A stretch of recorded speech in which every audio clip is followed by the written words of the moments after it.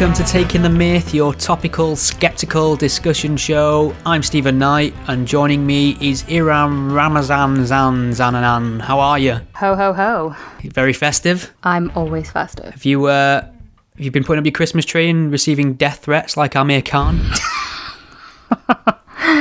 He's actually like, get me back in the jungle, please, because just British society is more of a threat. Yeah, forget poisonous snakes. It's British society that's more dangerous. More poisonous snakes, yeah. A little bit of context there. Amir Khan, famous boxer from Bolton in Greater Manchester, went in the jungle. I'm a Celebrity recently. He's out now, but he's a devout Muslim. I don't know if devout's the right word, actually, but he's practicing Muslim. And he posted on Instagram that he'd put up a Christmas tree for his family, you know, getting in the festive spirit. I've got a Christmas tree in my house, and I eat babies. So it's not necessarily a Christian thing, but didn't go so well for him, did it? No, it didn't. Some people really didn't seem to like the Christmas tree. I mean, what's not to like about a Christmas tree? They're shiny, they're sparkly, the trees. We like trees. What have trees ever done to us? And I've got 3 cats, so the uncertainty factor is always entertaining. You know, is the tree going to be up in the morning? You know, how many baubles will be missing? See, that's a very good point. Well, in my family we don't do Christmas trees, but my what? I know. Well, we're like proper Muslimic, not like Amir Khan. Ugh, you know. It's because of you, people like you, that we have Britain first. Yeah, I have to take the credit for that one. But my landlady has, you know, she puts up a Christmas tree, and I decorated it. There you go. Do you feel dirty? Do you feel you've like upset the gods? I feel like a proper cafe and that. Talking of cafe, I've got a book recommendation that's been consuming my time when I do get a chance to read. A book by somebody called Nadia Murad. It's called The Last Girl. I'm not sure if you've heard of this, but she's a Yazidi. Yes. Yeah, it's an incredible read. It's not necessarily enjoyable read in the sense of some stories, some characters, boy meets girl, everything ends happily ever after. It's quite harrowing when she details her experience of living in a Yazidi village and being taken by ISIS and essentially living as a sabir, which is sex slave, and it's about her escape from that situation. And she's now a human rights campaigner, and she's by all accounts a very intelligent young lady, and it's just, I think more people could do with knowing the story of the Yazidis and what they went through when ISIS kind of decided to fuck up the Middle East even more than it already is. So more of a girl meets boy, boy ends up being an ISIS fighter, boy keeps girl slave. Boy enslaves girl. Yeah, that old chestnut would be a Bollywood movie out by the end of the year. That actually does sound like a Bollywood movie. If we have any Bollywood fans listening, I'm sure they'll be able to corroborate that is probably around 20% of the storylines out there. I'd recommend people read that. It's very enlightening, just from a personal experience standpoint. Also gives a little bit of background on the Yazidi beliefs, which are far more peculiar than I'd imagined. So yeah, that's my book recommendation. Yazidophobic. Yazidophobic. What else? I think we're going to have to cover this, and I'm already getting shit for it, because I've spoken out against it, and that's Twitter bans, the purge. Dum dum dum. Dun dun dun. Das Purgen House. I escaped this purge, strangely. I thought that I'd be one of the first ones to go, given my far-right neo-Nazi racist attitudes. How did you escape, and how does that make you feel? Are you happy, or are you sad that you're not considered as big a threat? They'll never take me alive. I don't know what's going on. I mean, things are changing with Twitter. We've mentioned this before. They was under a lot of pressure to tackle far-right hate and so-called hate speech. And the way they've done that now is they've decided to, I think, overreach to an extent. So now they can penalise you on Twitter, ergo, remove your account, suspend you, shit can you, etc. if they find your behaviour outside of Twitter to be unacceptable. So if you're a member of an organisation that encourages hate or violence, you can forfeit your rights to social media on Twitter, even if all you do on Twitter is tweet cat memes. So it's a very strange precedent to be setting. People are people have been championing this for a while. Antifa types not realising that they're actually part of an organisation that explicitly encourages and organises violence. So it'll be interesting to see whether it's just the far right that get the boot or whether it's the far left that get the boot as well. I don't know what your thoughts are on this. Do you feel threatened? Do you think you're in the firing line? Well, every time I speak to you, I'm in the firing line, and I've managed to escape. But it's only a matter of time. Just remember, first they came for Britain first, then they came for Stephen Knight. So it's probably worth mentioning Britain first, how they were victims of the purge, and probably explaining who they are and what they're about. They're a far-right protest group, I suppose. They mainly have an online presence. They've got over 1 million likes on their Facebook group. They had quite a big profile on Twitter until they got shit-canned.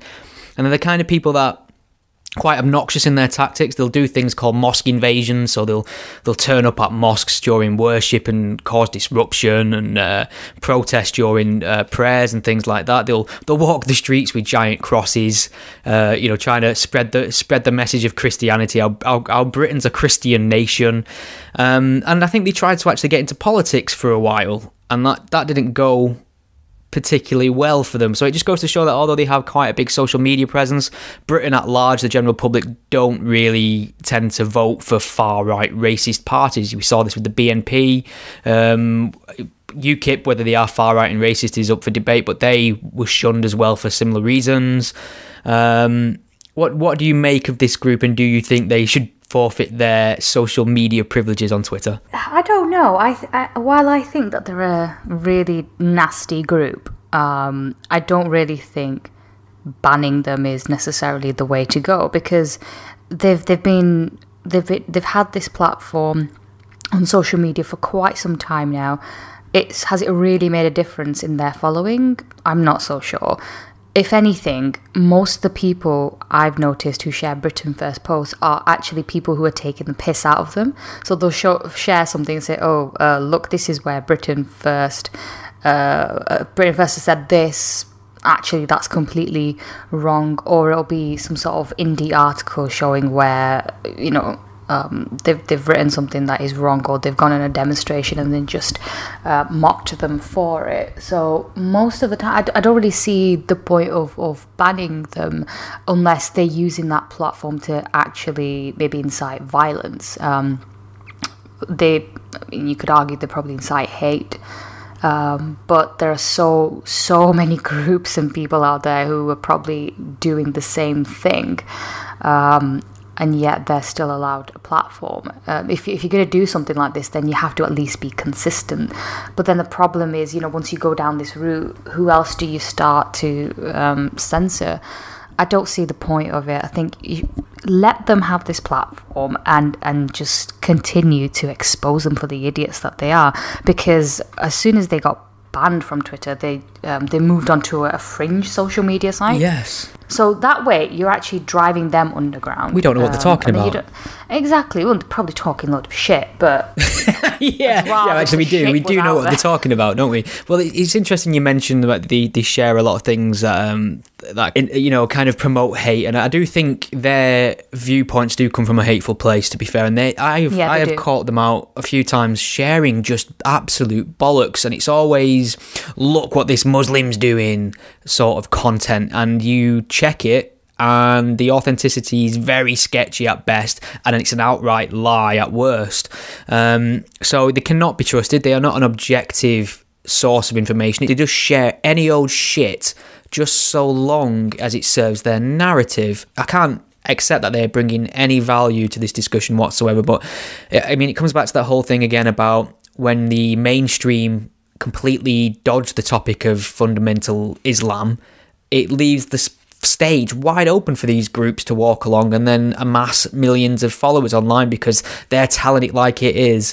They're sticking it to the mainstream media who's too afraid to call out Islam. They're going for the establishment who are in the Saudi pockets. You know what I mean? It's this kind of narrative that the person who's not really engaged in the big ideas and the distinction between Islam, Islamism and everything else will look at this and think, well, they're the only source I can see that are going for what I've identified as the problem, which is as Islamic extremism. I mean, recently, they've gained a lot more publicity because Donald Trump retweeted them. So Jada Franson, who's deputy leader, she shared some anti-Muslim videos on her Twitter account, and then Donald Trump retweeted it. That's mental, isn't it? And then Donald Trump came down on that. And a lot of people were saying, well, this is why groups like this should be off Twitter and shouldn't have a platform, because then you have someone like Donald Trump retweeting them, and it's getting them not just publicity, but it's making them seem as though they're valid. What do you make of that? I don't think every bit of information that gets amplified automatically means that it's valid. I think that's a strange thing. That's a strange objection for people to make, and it's this whole treating the general public as mindless drones. The people who want Britain First banned are saying they're spreading all this propaganda, and people are, generating hate towards Muslims. These stupid working class people who can't think for themselves, who all they have to see is one status on Facebook to go and get a bit stabby in a mosque or something like that. And it's just not the way it works. I think people who are gonna really get taken in by Britain First propaganda probably had some very nefarious non-principles in the first place. So I think, and it's always this sneering arrogance from people who want them banned, like this information is, this hate speech is inspiring racism and Islamophobia, but not me. I don't fall for it. I'm far smarter than that. They blame Daily Mail for Brexit. They blame Daily Mail for the increasing hate crime statistics. And they can read the Daily Mail, and for some strange reason they're immune to the magical spells that the Daily Mail is able to cast with some mere words. So I don't buy that either. And it's a slippery slope when you start banning hate speech, because it's incredibly subjective. I don't like what Britain First has got to say, but there are certain things that I have to say that some people might find hateful and they're legitimate. There's certain things that I might find hateful that might be legitimate in another sphere. And I think you need to just say that all speech should be afforded the right to be spoken. No, I agree with you there. But because then I wonder, okay, fine, go for the far right, but then what about, say, far left views? Are they not deemed dangerous, or is it because they're not coming from a racial point of view, or they're not coming out with something anti-Muslim or racist, that's why it's okay for them? Yeah, I mean, it's interesting because I'd say the punch a Nazi crowd are almost exclusively far left, and when they say punch a Nazi, they tend to mean punch anyone who I've decided on a whim are a Nazi. I mean, that if there's one thing to take away from 2017, it's that the word Nazi's become very fluid. Well, we've got that. We've had that, because of our podcast and some of the things that we've shared online. A lot of people have just decided, and these are sensible people as well. They're not far left or anything, but even people who you'd expect to know better have tried to label us as far right or far right sympathisers. Yeah, so I think in conclusion, I don't want to waste too much time on Britain First, because they're not our guys by any stretch of the imagination. But one point I will say is, when you ban people, you're self-defeating. More and more people know who Britain First are now, and more people are searching for their output, which will mean inevitably more and more people will think, yeah, actually these guys are talking some sense. Banning always amplifies what you're banning, usually. I mean, people can look at the Streisand effect. Yeah, I think, speaking of banning, I think that's a really, really good point. I think when you ban something or say, oh, you can't look at this or you can't listen to this, it makes you want to do it even more. It's just human nature. Don't press this red button. Honk! Do not listen to this podcast. It's like when, the whole satanic verses affair. The book by Salman Rushdie was deemed controversial by a lot of Muslims out there, and for that reason, I actually wanted to read it. I thought, so it's controversial. I want to know why it's controversial, why I'm not supposed to, quote unquote, read this. So I'm going to go to the library and pick the book up.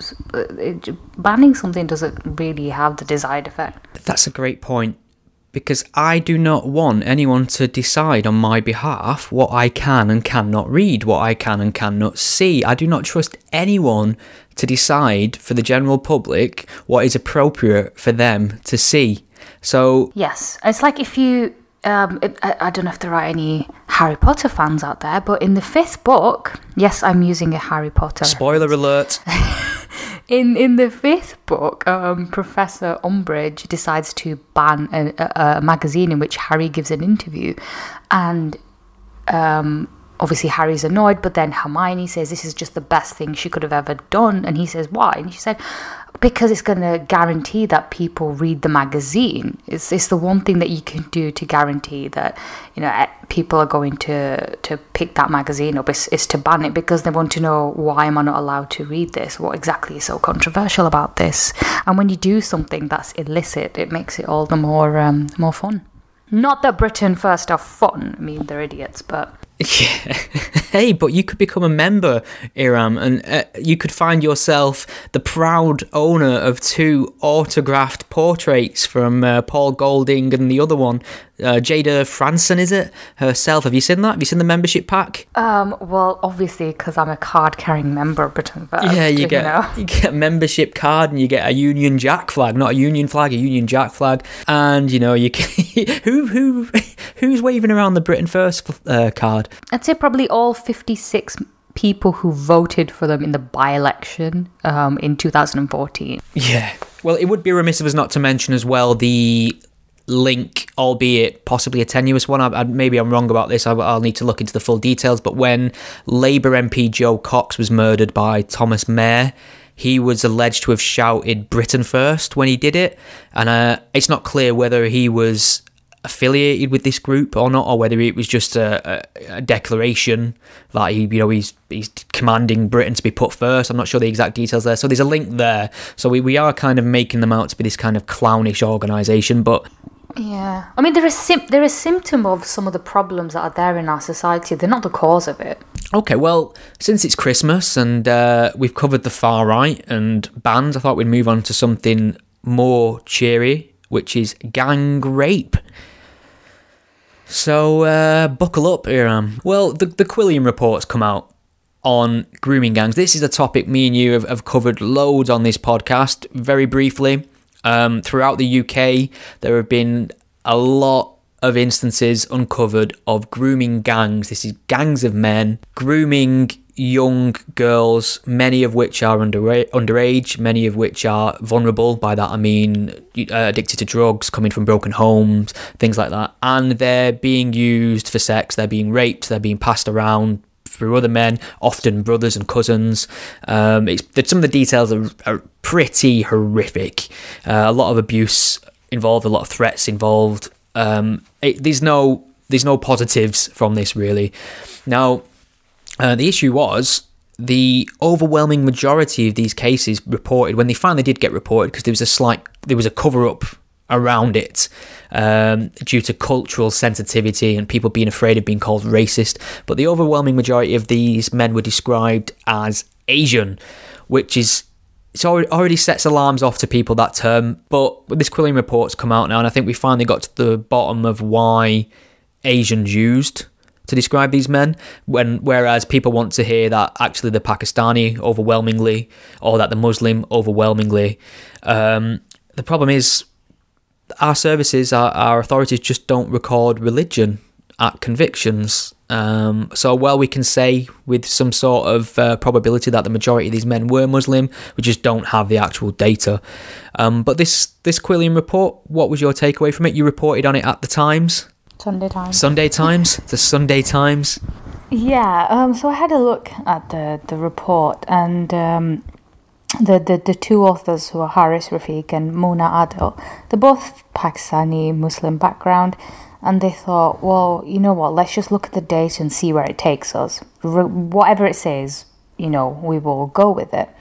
and they found that 264 people were convicted, were convicted for gang grooming since 2005, and of those offenders, 222 were Asian, and most of that 222 were actually Pakistani.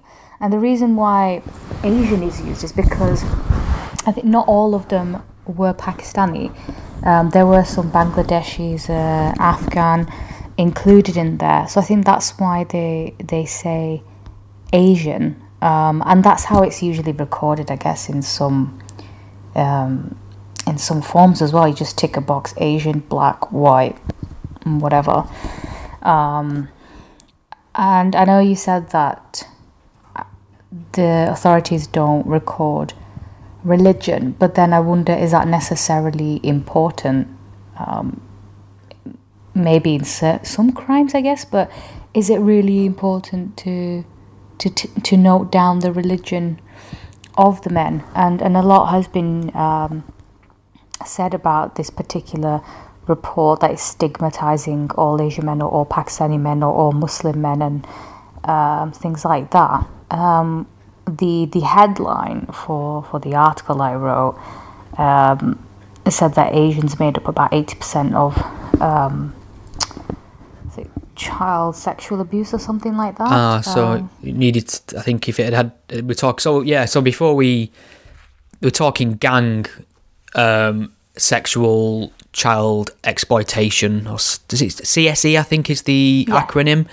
So yeah, so this the report breaks it down in two ways. So there's type 1 and type 2. So type 1 is grooming gangs, groups of 2 or more men who prey on young girls in the real world. They go out there and they groom.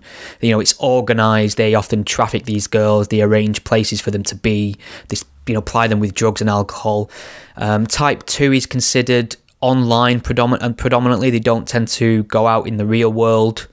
So we're talking more or less, many of them are type 1 and the grooming gangs, rather than just lone sexual child abuse cases, aren't we talking here? Yeah, well, type 2 are, I think, 100% were white, or almost 100%, but in a majority white country, the data will reflect that. But what we're talking about specifically is the grooming gangs and that particular method. And it doesn't make the largest portion of CSE. So the first is always in the home. The second is in certain institutions like schools, clubs, maybe mosques, that kind of thing. And then I think the third or the fourth one is street grooming, which is what we're discussing.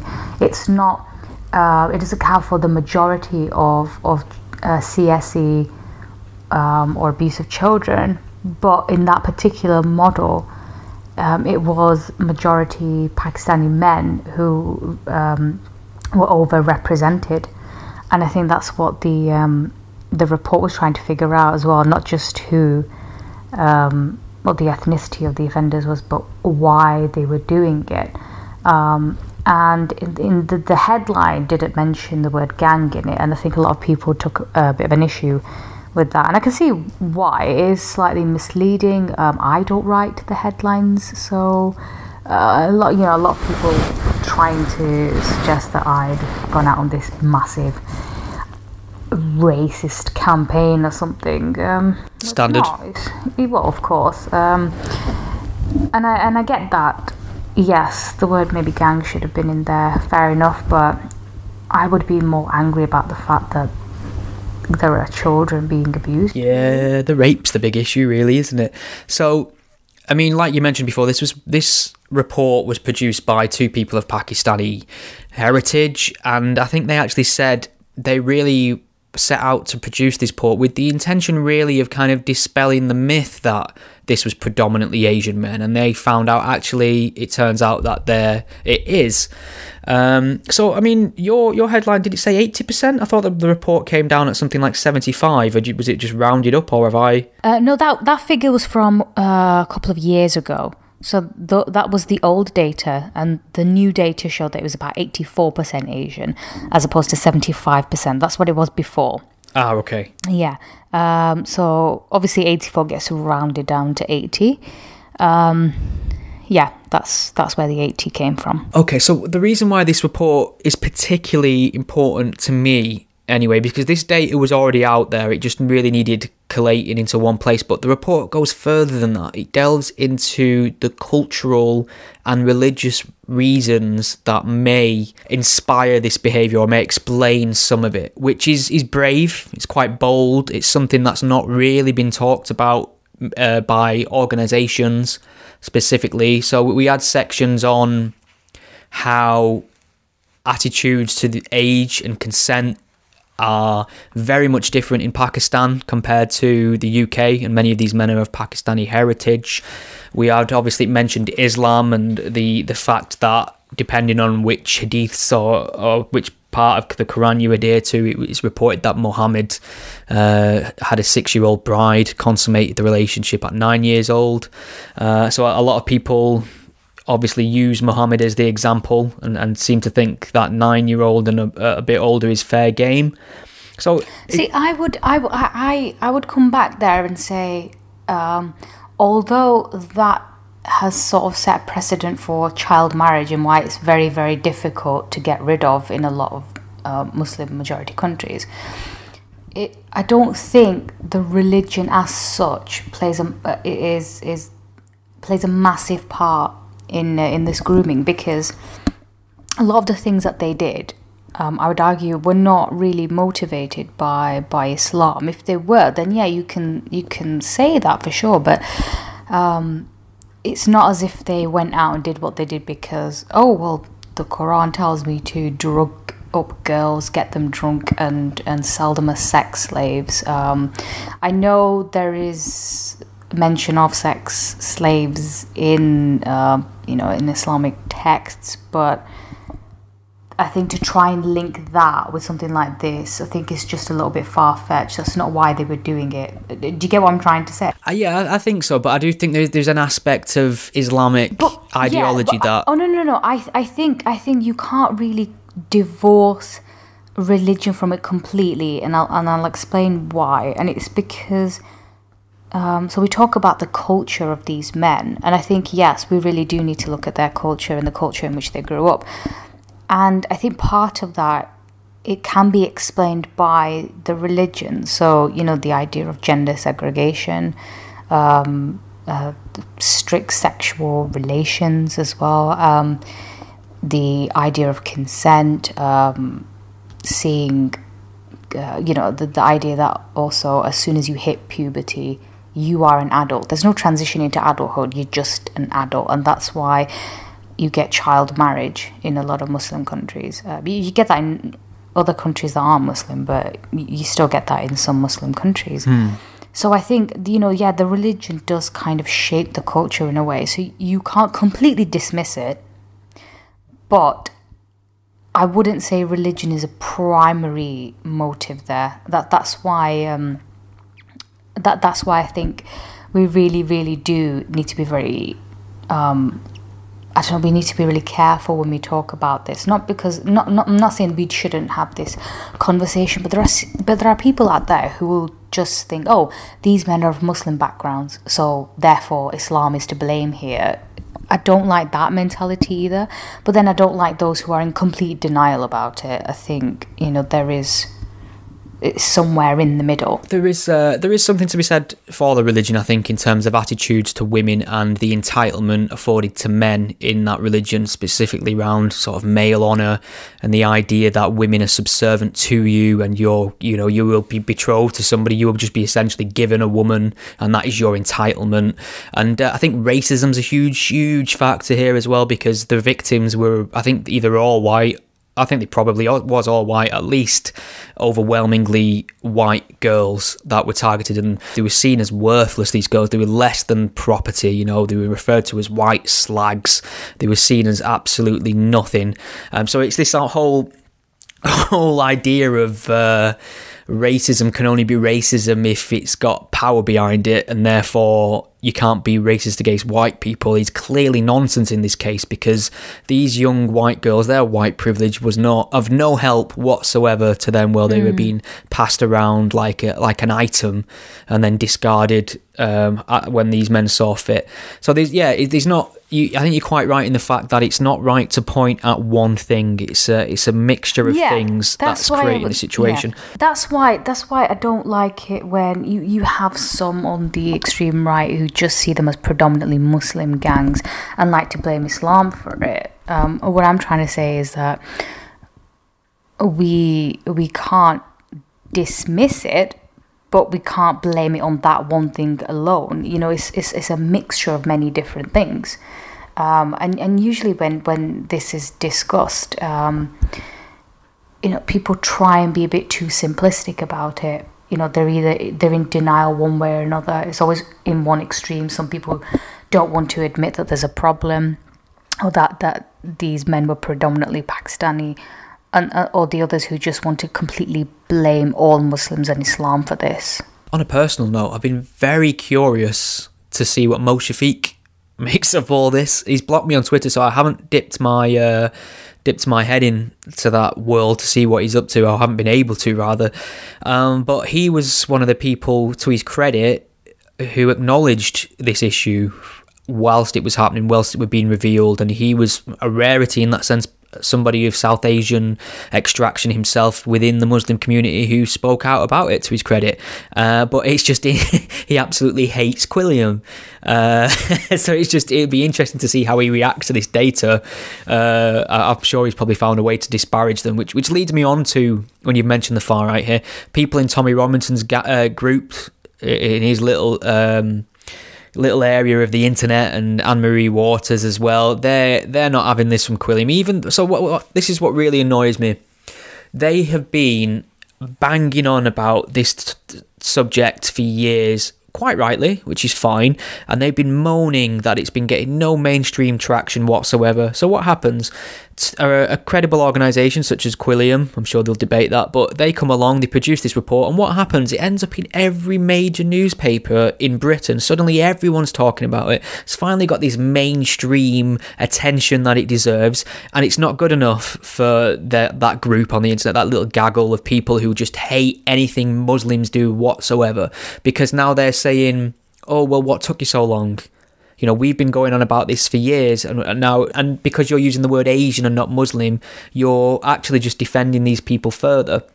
So I can't see the rationale behind that. They're annoyed that one of their pet projects has suddenly been discussed on a massive scale that they was unable to attain, and they're annoyed about this because it's a group of Muslims that have done it. Yeah. And then Sarah Champion shared the report and the news piece, and she was lambasted for it. To recap our audience here, she was a Labour MP who wrote an article about this in was it the Sun? Yes, it was in the Sun. She wrote an article in the Sun. She still is an MP. Oh, I thought she'd stepped down. She stepped down as, I think, as a minister.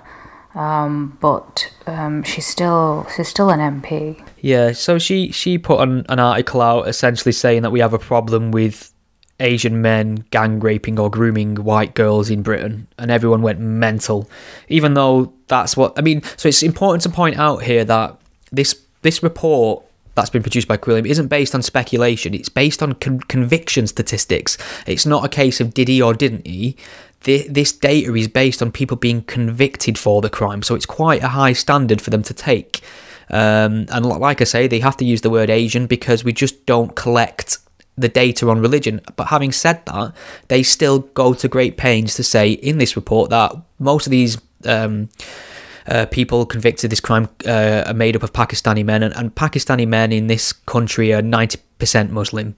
So they say, well, you know, they can say to some level of certainty that the majority of these men are Muslims, and even in court there was chants of Allahu Akbar when people were being sentenced and things like that, and they can include them in the reports. This is one of the most detailed, objective reports I've seen on this. It's not led by any sort of agenda. It's telling you what the facts are and trying to give you some information as to why this situation may have arisen, what causes it, what explains it best, and to see like people in the Britain First camp and whatever political delusions Anne-Marie Waters has got now in that camp are not happy about it. It just kind of speaks volumes as to where their mind is. They hate Maajid Nawaz.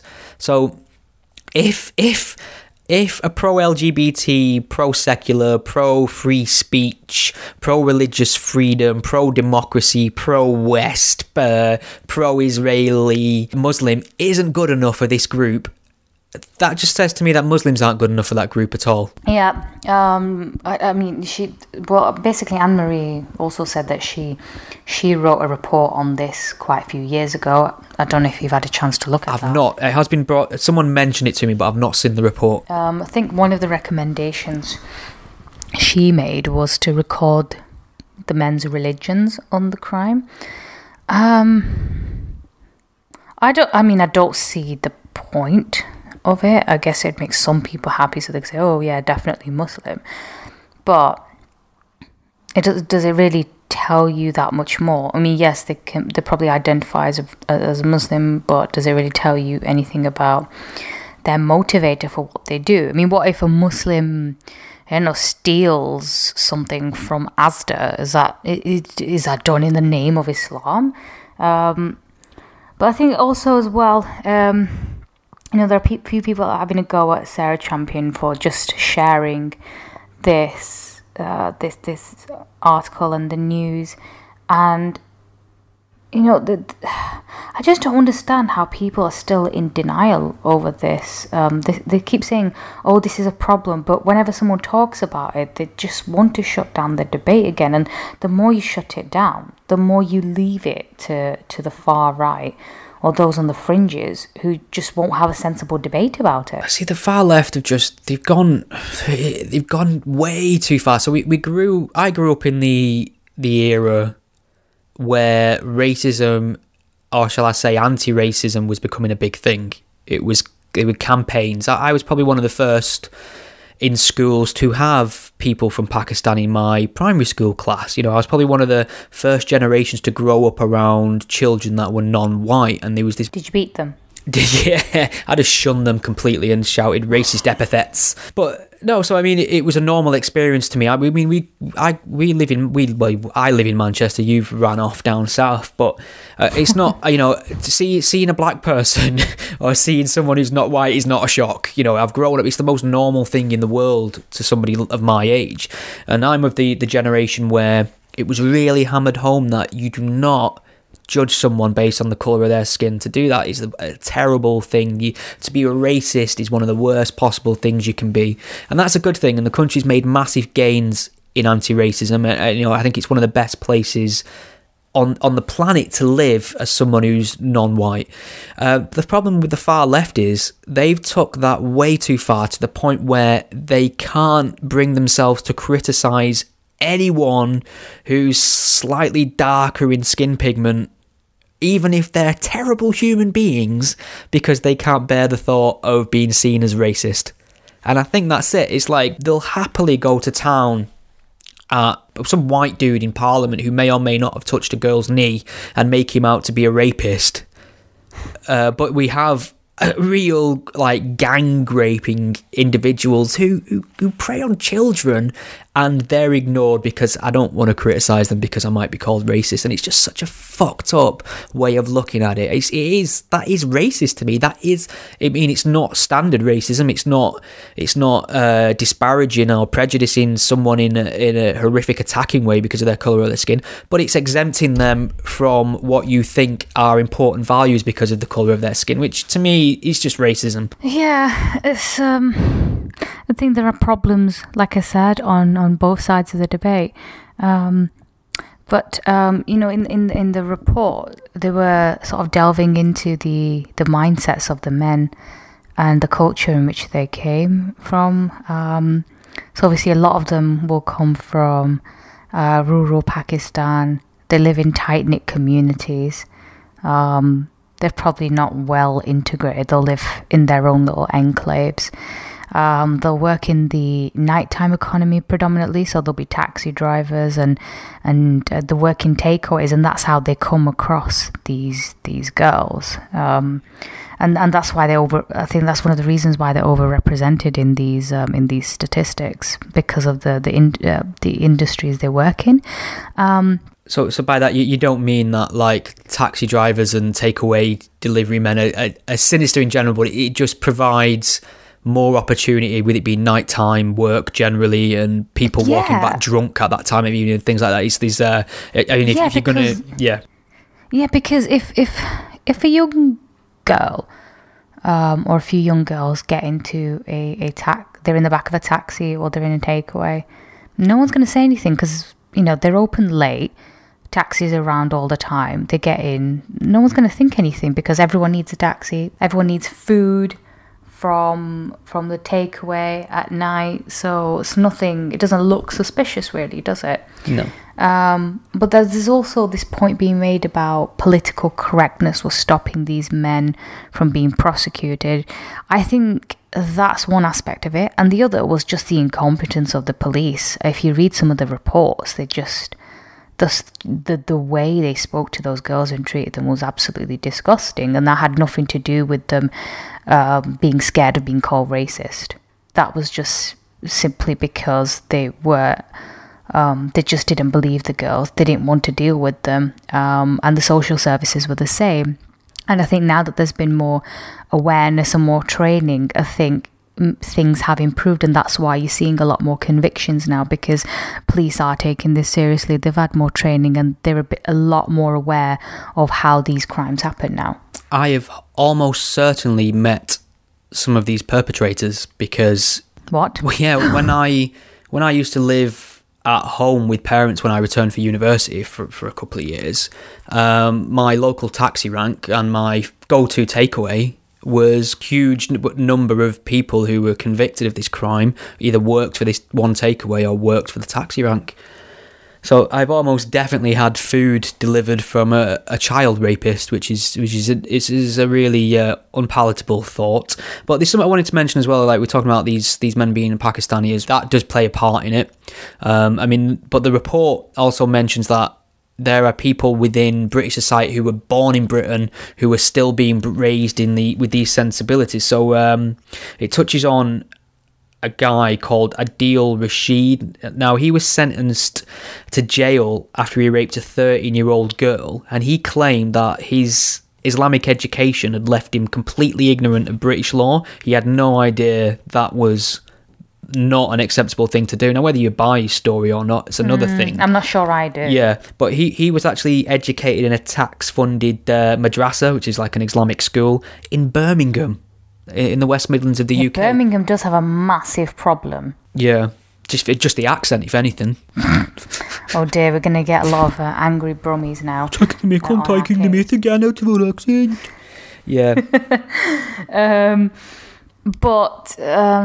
Yeah, I remember there was a report out, I think sometime last year, or was it the year before, that was showing how a lot of these extremists and terrorists were coming from just a few streets or areas in Birmingham, and it just shows that there's some sort of problem there. It happens when you put people in their ghettos as well. Just to talk about the attitudes in Pakistan, one thing that screamed out at me from this report was that a female politician tried to actually introduce a bill in Pakistan to ban child marriage in 2016, but she was forced to back down because conservative religious groups said the bill was anti-Islamic and blasphemous. Holy fuck. I mean, how the hell do you respond to that? Yeah. But it's what we mentioned earlier. I think because it's widely believed that the Prophet Muhammad married a 6-year-old girl /9. That's why child marriage is not necessarily seen as a bad thing, because in some cases girls can hit puberty at the age of 8 or 9. And unfortunately for them, that means you're an adult now. It doesn't matter. I mean, it doesn't matter the fact that we live in the 21st century, we know a bit more about biology, and that puberty does not equal adulthood. It's a transition into adulthood. You're still a child, you're still developing. But to them, it's just a case of, oh, you've hit puberty, that's it, you're an adult, you're eligible to get married now. And unfortunately, this politician was probably deemed as blasphemous for even suggesting something like that, because then you're saying, well, you're going against the sunnah, i.e. the tradition of the Prophet. And it's like, you can't really argue with something like that then. Well, I think this is a hopeless topic anyway, because I was reading this report, and as I was going along, I was taking key bits of data and tweeting it out in a thread, and then someone tweeted me telling me that I'm adding to the hatred. How are you adding to the hatred? People vent against Muslims. So it's like, you can't even talk about facts and conviction data. I mean, surely the hatred that we need to be focusing on here is the hatred of young white girls, to the extent where they're raped en masse, and the authorities feel they have to cover it up because they're scared of being, rocking the boat. These men were clearly misogynist. I mean, they really have absolutely no respect for females at all. If they did, they wouldn't have done anything like that. It's strange, and I think this is a problem as well, and this is one of the reasons many of our society don't understand ideologically motivated terrorism. They don't understand the hatred for women, and they don't understand the hatred of infidels, because they do not have any analogous feelings in that sense. They do not. They lack empathy. They don't understand that other people may feel differently about things than them. So they make up other reasons, like some Muslim interest group. Some tiny little Twitter. I was some kind of strangely. It was. I'll have to look it up exactly, but it was a Muslim group that was a pro-choice group. It was trying to engender pro-choice rights for Muslim women, which is fine. But they were arguing with me about this data, saying that the fact that Asian men are overrepresented in this crime is because of institutional racism. Oh, for fuck's sake! So the idea was, we were definitely prosecuting and recording the crimes by Asian men. Gang raping Asian men were being recorded, but gang raping white men were just being swept under the carpet, annoyed, and the victims were keeping shush. And I think another point to make is how people say, oh well, this happens in all communities. Rape isn't an Asian thing, rape isn't a Muslim thing. Misogyny exists everywhere. Well, we know that, but just because it happens over there doesn't mean we ignore it over here. We can obviously talk about those other issues, and also what might motivate somebody to commit a crime. That the motivation might be one thing for one person. It might be something completely different for somebody else. So you might have, these predominantly Pakistani men doing what they've been doing because of X, Y, and Z, and there are other groups that do it, and they'll do it for maybe the same reason, for other reasons. But why is it that just because something happens everywhere, we don't talk about what's happening here? Well, nobody's saying ignore what's happening everywhere else. We can talk about that.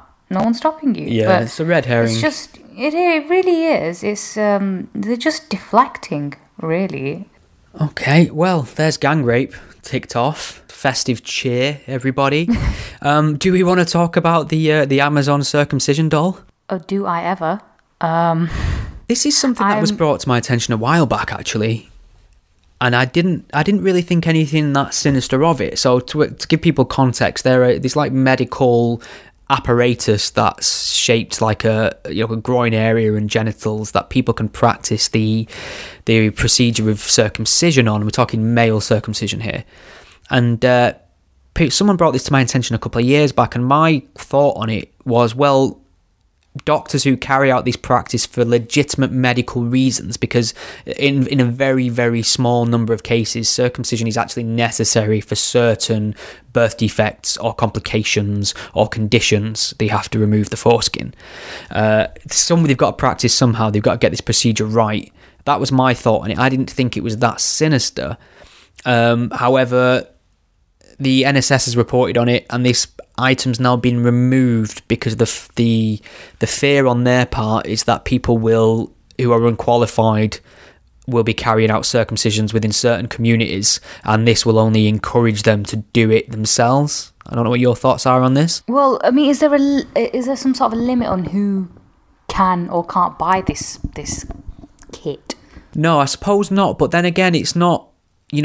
It's an inanimate object, but I can play Operation if I like. So I don't necessarily think it's as sinister as it might look on first glance, but then I could be wrong. They also come in black, I learned. All right, so we're not racist. We're not just chopping off white people's willies. We're going to do it to black people as well. Yeah, well, it might be worth talking about male circumcision in general, because it's one of them things that's there's a lot of myths behind it, and there's a lot of bad arguments put forward, and FGM gets a lot of attention, rightly so, because that's horrendous and that's debilitating, whereas male circumcision, there are bad things that can arise for it, definitely, and I'm against it. If you give me a petition to ban male circumcision today, I'd sign it. I don't think you should be messing around and lopping off parts of kids' genitals for religious reasons. But it doesn't really get the attention that female genital mutilation does, and that's because obviously it's not like for obvious reasons. But there doesn't seem to be any real presence or campaigning to have this act banned. Yeah, I mean, I've had this conversation as well, and it's usually men who like to have a go at me for this as well. Shock horror. I mean, whether you agree with circumcision or not, you can't really compare female quote unquote circumcision with male one, because I mean, I know there's evidence out there that it apparently reduces the sensitivity for men. It still doesn't really reduce sexual pleasure or remove it altogether, whereas the whole point of FGM is to deny women sexual pleasure, and so that they're controlled sexually and in other ways as well, and it can also lead to reproductive problems, infections as well. I know if male circumcisions, there are cases where it can go wrong, but most of them don't.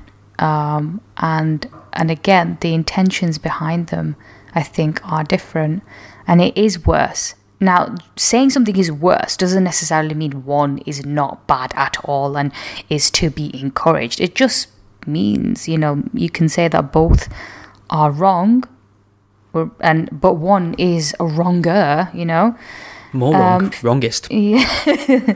Wrongier. It's yeah. So I'm not sure about this kit. I mean, would it really lead to people actually trying it themselves? I don't know. You might get one. It's person got to doing happen. That, but it will. Someone might think, oh, well, I've practiced it on a doll. I think I can try it on a human now. Maybe it's one of those things that's probably only meant for medical practitioners, but then do they have restrictions on who can buy it?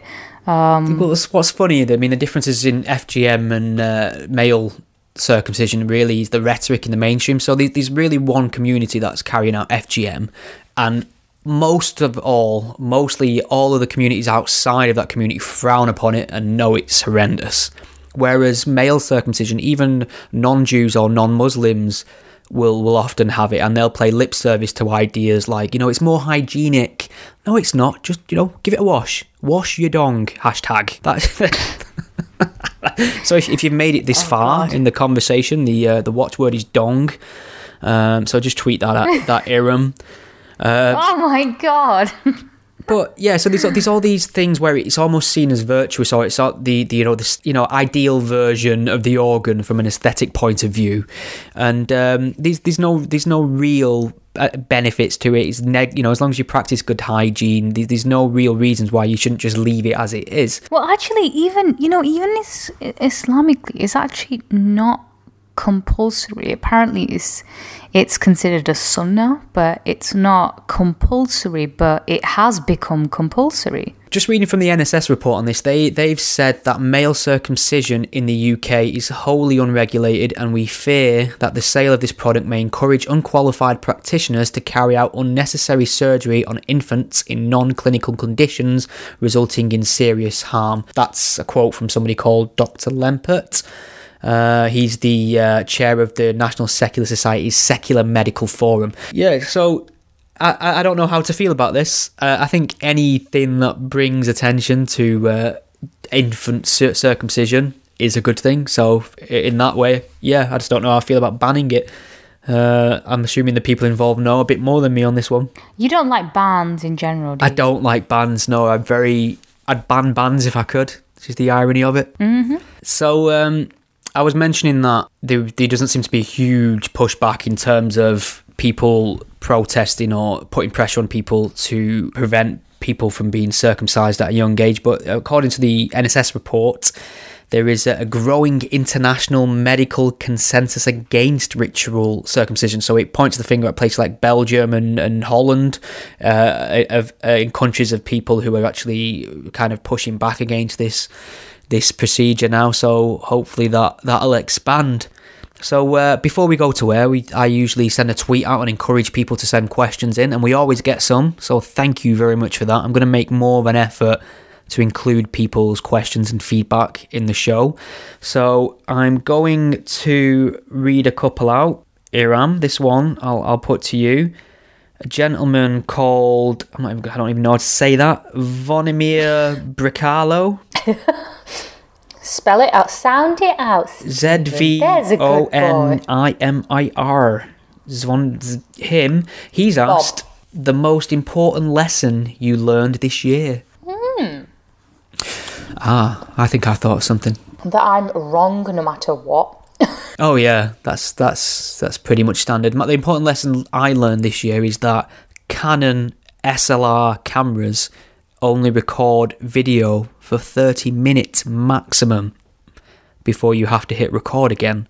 And I actually found that out during our Douglas Murray video interview. So, that was a time to figure out that. And the reason behind this is pretty shit as well. I mean, okay, so this isn't confirmed, so people can correct me if I'm wrong, and don't sue me, please, Canon, if I am wrong.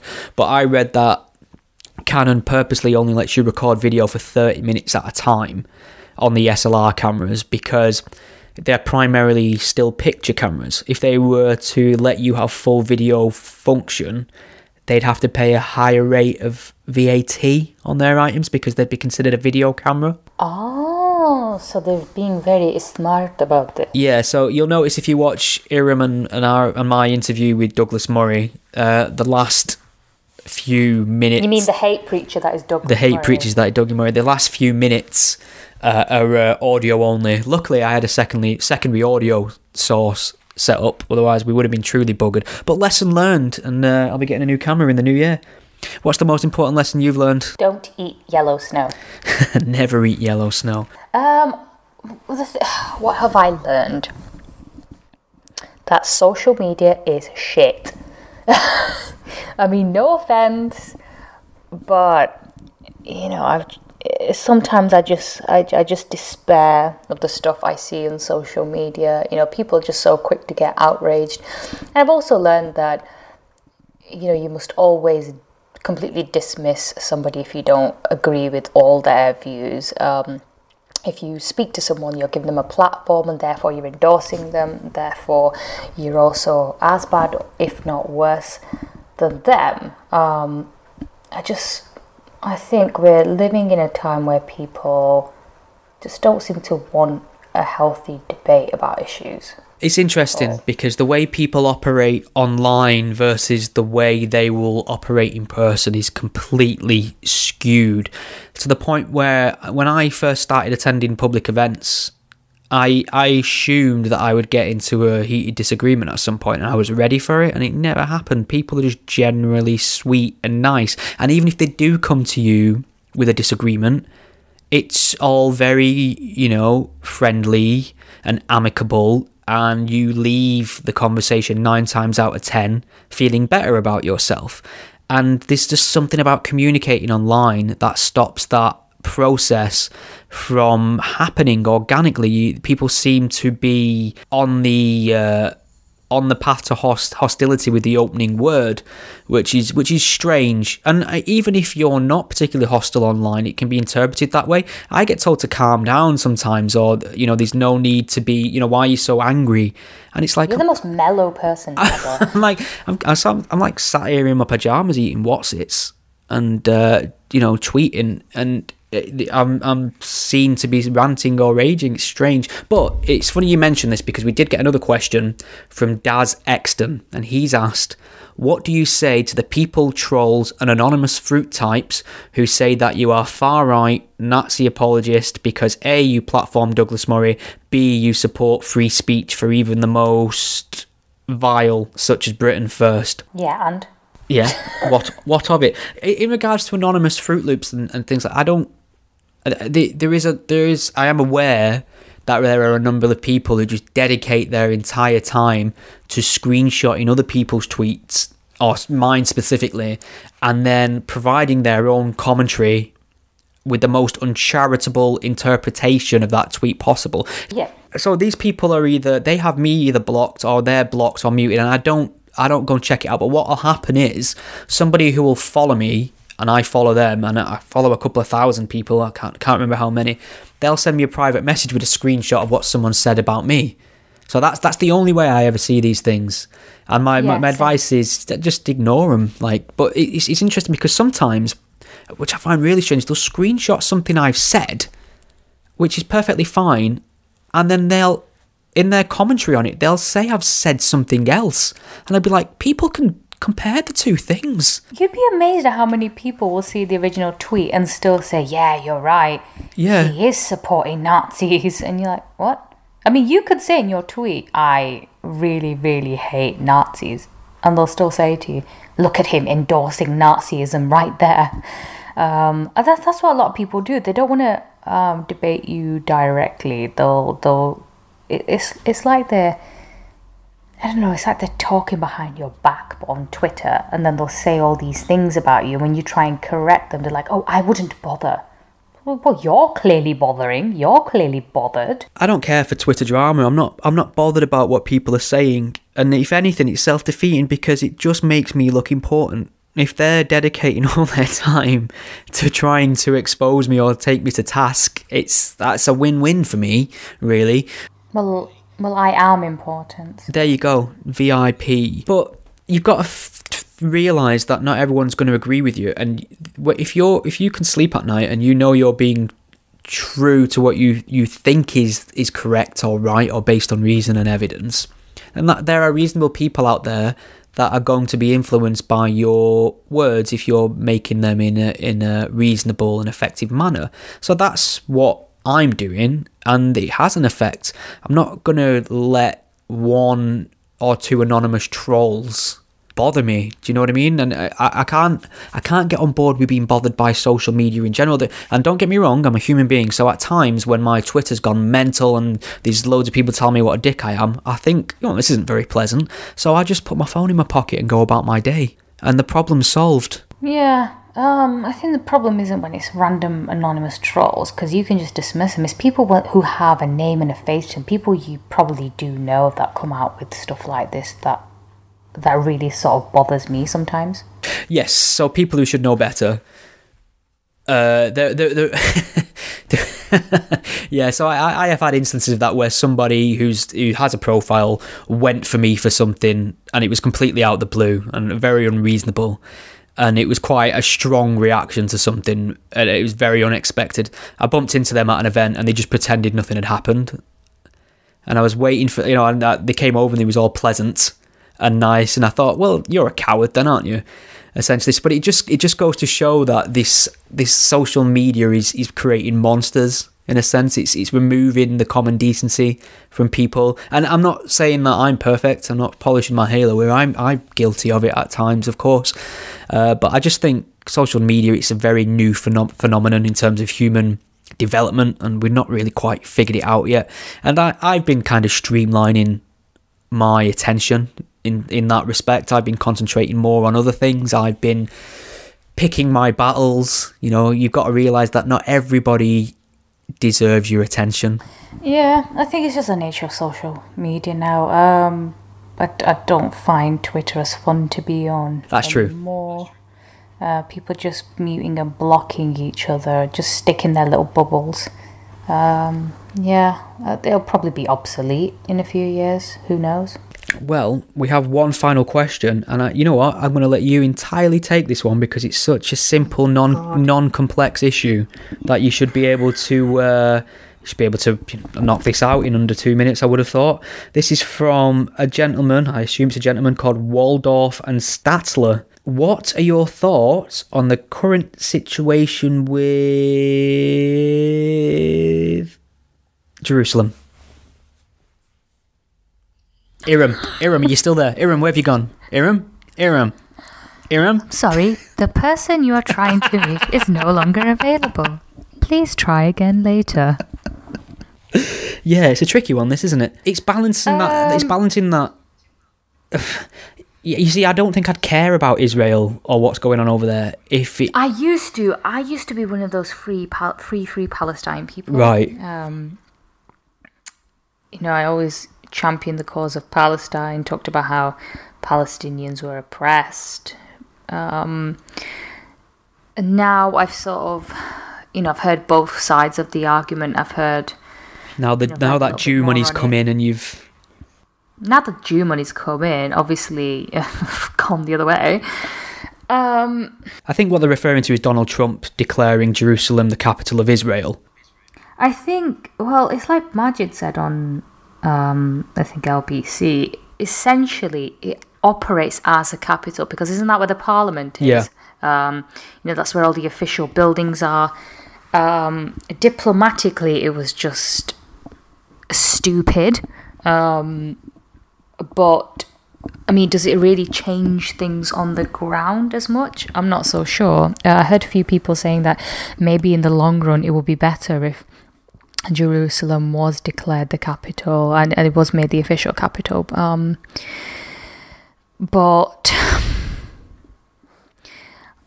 Oh, why did you have to make me talk about this? It's funny because... This is a no-win situation because whatever I say, I'm going to piss off one group or another.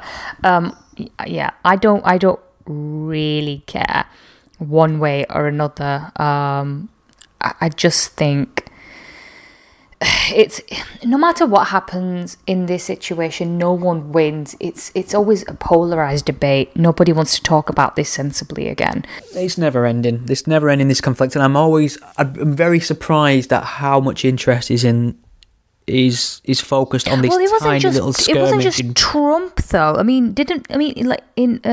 Before he got elected, Clinton said he would support Jerusalem as the capital of Israel. I mean, he'd obviously, after the signing of the Oslo Accords in '93, they didn't really go ahead with that plan. I think on the ground, it may not make as much difference, but diplomatically, it didn't go down so well. People started burning American flags, as you do. I just think that this is all, the reason why it's always given more precedence is because of the whole religious angle. All groups, whether they're Jews, Christians, Muslim, they claim the holy city or the holy land because of something that God apparently said to them, or something that was in their religious scriptures. And I just think, is that really the basis of any argument here? I mean, if you're gonna make a decision, then it should be on all sorts of different reasons, humanitarian grounds, political reasons, not because one group thinks that their God is on their side and they have more claim to it. That doesn't wash with me. Yeah, and that's precisely why this conflict will never end. I think God needs to come down and just make a decision. Yeah. Just say, yo, listen. God, the estate agent, needs to come down and really sort out the planning permission and draw the lines as to what's going on. But I mean, I was misled by that British hymn Jerusalem. I thought Jerusalem was part of England's green and pleasant land. Turns out it's not. Yeah, gosh damn it. So there we are. I think that pretty much covers it for the year. I think we've solved. I think we've solved the Middle East crisis right there. No, and on that note, Iram, it's been an absolute pleasure, and I hope you have a wonderful Christmas and a fantastic New Year. And same to you and everyone else. Thank you for listening to the Godless Spell Checker podcast. The podcast is a one-man operation produced in my spare time away from my day job, and I love making it for you. If you enjoy what you hear, please consider lending some support. The show is entirely listener supported. I don't sell anything, I don't run ads, and given the alternative and unpopular focus of my content, it's very unlikely to find a sponsor. So there are a number of ways you can support and chip in and help improve the show and give me more time to produce more content. You can become a patron supporter and pledge a monetary amount per month or per episode by visiting patreon.com/gspellchecker. If you can't lend monetary support right now, don't worry, there's other ways you can help the podcast too. You can share it on your various social media networks, or take a moment to leave a review wherever you listen to it. Your support is massively appreciated. Thank you. Think we've all learned something here today?